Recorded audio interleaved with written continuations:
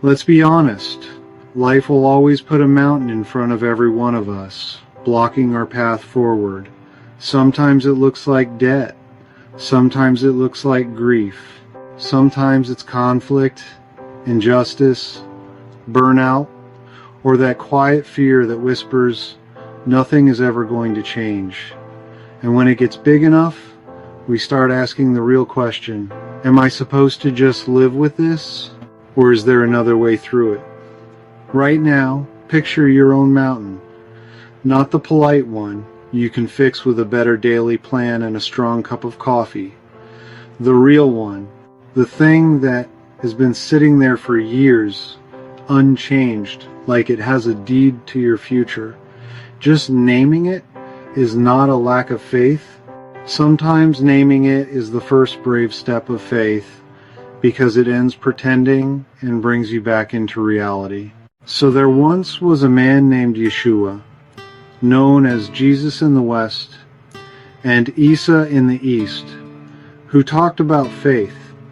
Yet he wasn't just talking about faith as a religious vibe. He was talking about trust that had weight to it. The kind you could see in your choices, in your tone, in how you treated people when you were tired, and in what you did when you could not control the outcome. That's why the mountain image hit so hard. Yeshua took something solid and unmoving and said, bring that to the conversation. Let's talk about that. He came back to this more than once. In Matthew chapter 17, verse 20, Yeshua said, if you have faith as small as a mustard seed, you can say to this mountain, move from here to there, and it will move. Then in Matthew chapter 21, verse 21, and Mark chapter 11, verse 23, he pushed his mountain metaphor even further. With faith that didn't collapse into doubt, you could speak to the mountain and watch it shift. And I loved where this showed up, because it wasn't said from a stage. In Matthew chapter 17, it came right after the disciples failed. They tried, they came up short, and they were frustrated. So this was not Yeshua teaching spiritual flexing on others. It was Yeshua meeting people in their weakness. In Mark chapter 11, he was in Jerusalem with tension in the air, power, conflict, religious pressure, all crushing the citizens under the weight of empire and religious zealotry. So the mountain was not only personal, it was what you ran into when you tried to live God's kingdom in a world that ran on fear. Now, it was easy to hear move a mountain and think Yeshua was promising spiritual fireworks. But what if he was naming what faith actually touched? Mountains were what felt fixed, such as entrenched habits, paralyzing fear, long seasons that wouldn't break, relationships that had hardened, and divisions that felt permanent.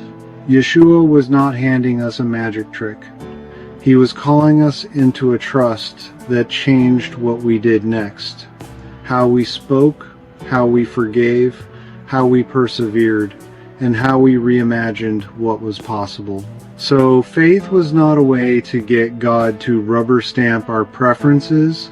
It was not a spiritual lever that forced reality to do what I wanted. In the Bible as we know it today, faith looked more like allegiance, confidence in God's character. It prayed, yes, and it also obeyed, mostly out of fear in the Old Testament. It asked boldly, and then it took the next step, love required. Divide prayer from practice, and we turned mountain moving into religious theater. Put them together, and it became a transformation. We actually know how this works in real life. Mountains move, just not the way we want. A family breaks a generational cycle, not with one dramatic prayer, but with 10,000 small decisions, like possibly a different tone, a consistent boundary, a sober apology, or even a new habit. A community changes because a handful of people keep showing up, listening, serving, and refusing to turn their neighbors into villains. From far away It can look like nothing is happening until one day you realize the landscape is different. And for most of us, the mountain is both personal and shared. It's anxiety about providing, the ache of loneliness, the exhaustion of constant conflict. It's the feeling that the world is built to keep people suspicious and separated. And when we live inside an us versus them story long enough, the mountain grows. Every insult, every caricature, every refusal to listen adds another stone. Here's the hard part, and you all know this if you've done any real inner work. The mountain is rarely only out there. Even when we've been genuinely hurt, even when something is unfair, we still have to ask the questions. What am I carrying into this? What story am I telling about them? What am I assuming without checking? Where am I addicted to being right, or to winning, or to disappearing? If the mountain is partly made of fear and pride, then the first place it has to move is inside us. Faith is not naive optimism. Faith is courage with direction. It's the decision to act as though reconciliation is possible, to tell the truth without contempt, to stay present in discomfort without shutting down, and to take the next faithful step even when you cannot see the whole path. And yes, mountains rarely move all at once. They move stone by stone, through choices repeated until a new reality forms. Let me name 3 layers of faith that show up here. First, faith is trust in God that God is good and present.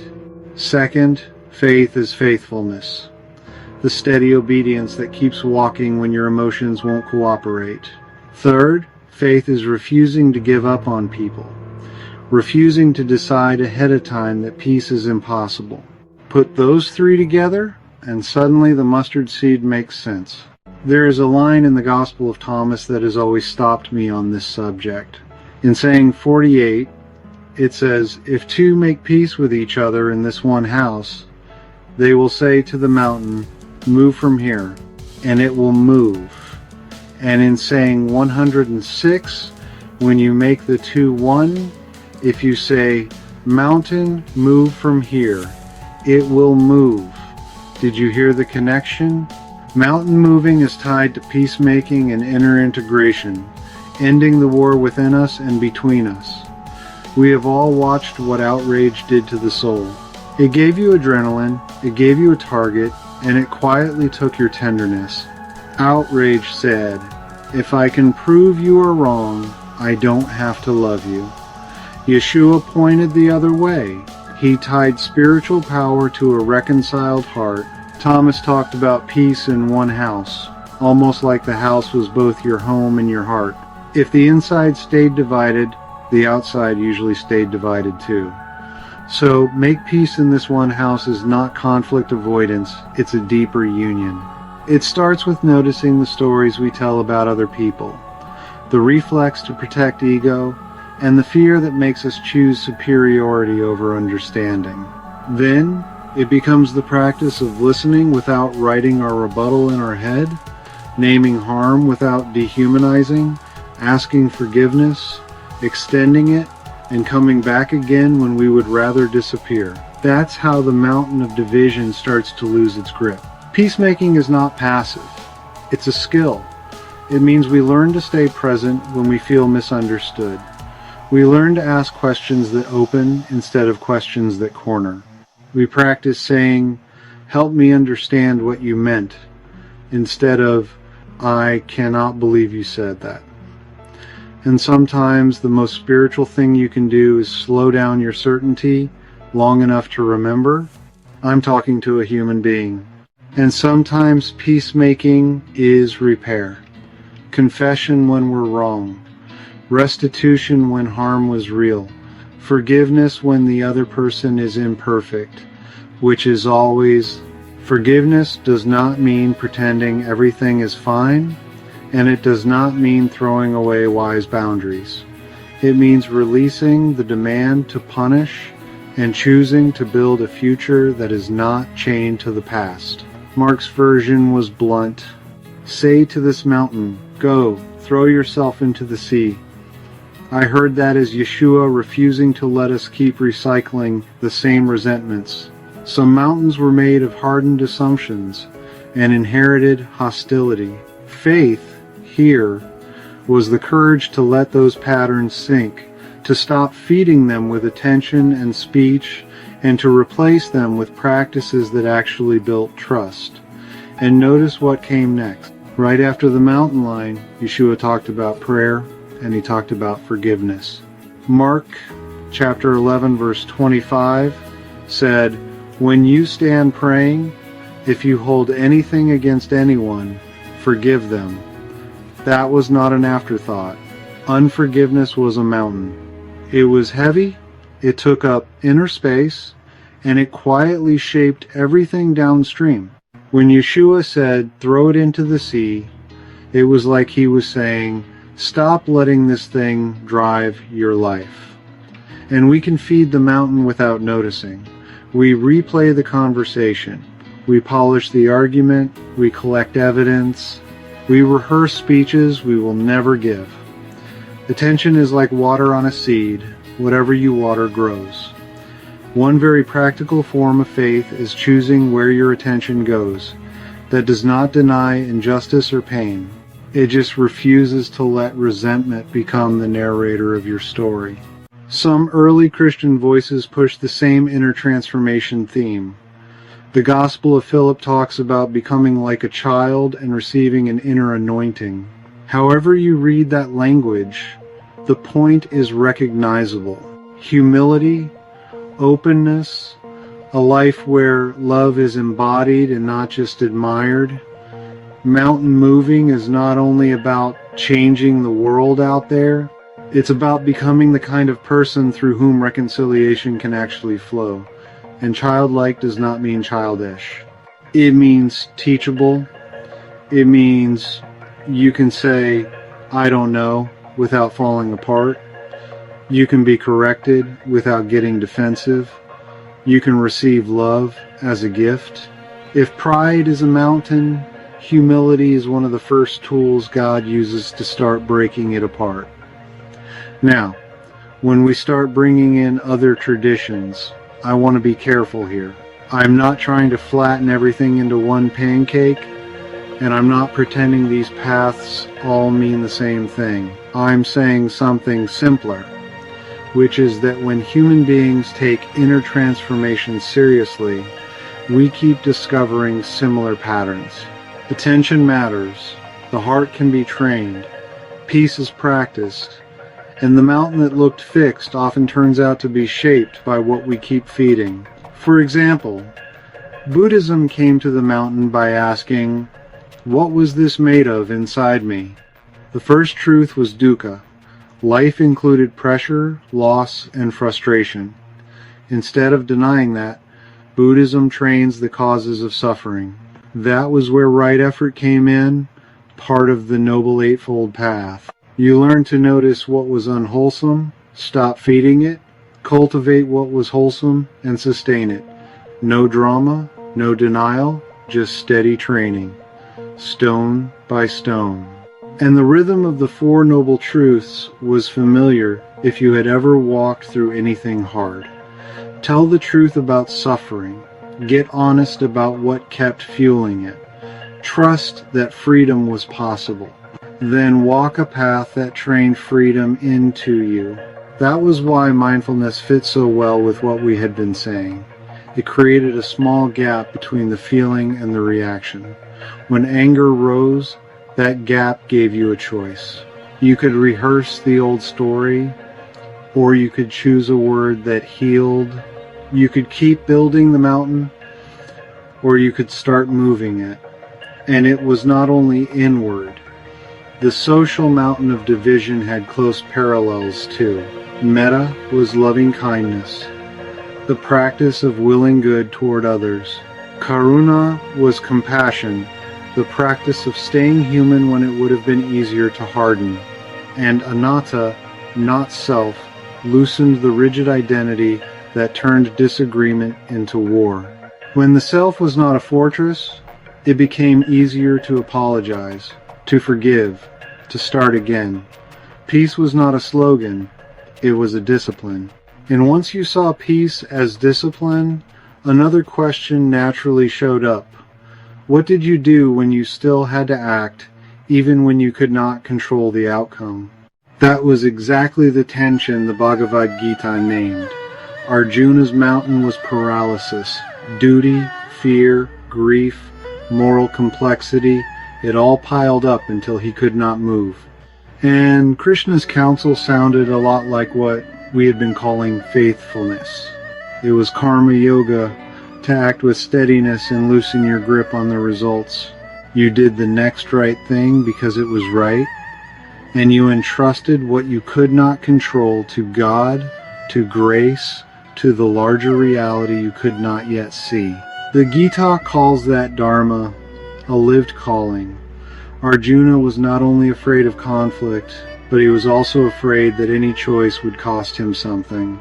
Karma Yoga trained you to take the next faithful step without demanding a guarantee that everything would resolve neatly. Non-attachment was not indifference.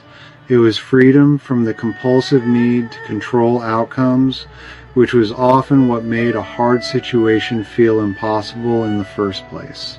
And then there was bhakti, devotion, which was another way of saying train the heart toward love. Devotion reshaped desire. When the heart was practiced in worship, gratitude, and reverence, there was simply less room for contempt.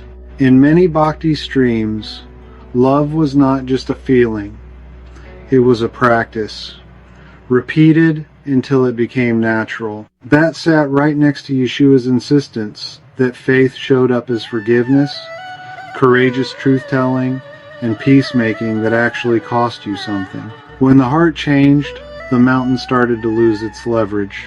And if you wanted to go even deeper, the non-dual stream, like Advaita Vedanta, pointed to the idea that the separation you were convinced was ultimate wasn't.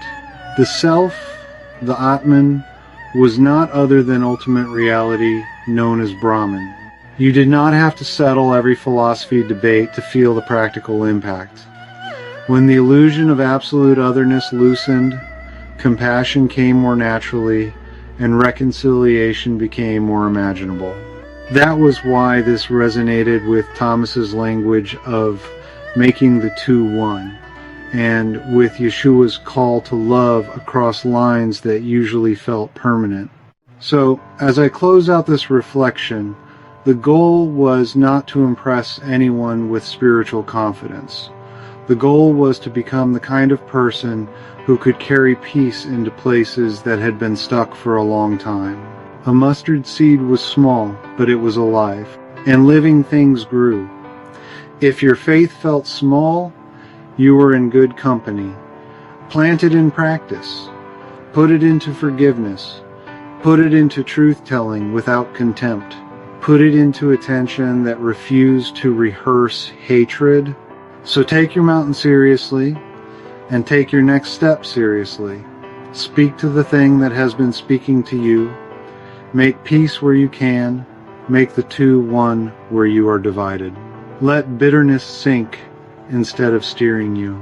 Then keep going, day after day, stone by stone, because the mountain that would not move may not be as permanent as it looks.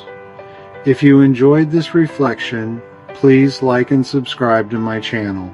And if you would truly like to support me or wish to learn more about humanity's hidden history and Yeshua's secret teachings, you can purchase your copy of Forbidden Genesis, The Untold Story of Man in Forbidden Genesis Part 2, The Secret Books of Yeshua, today.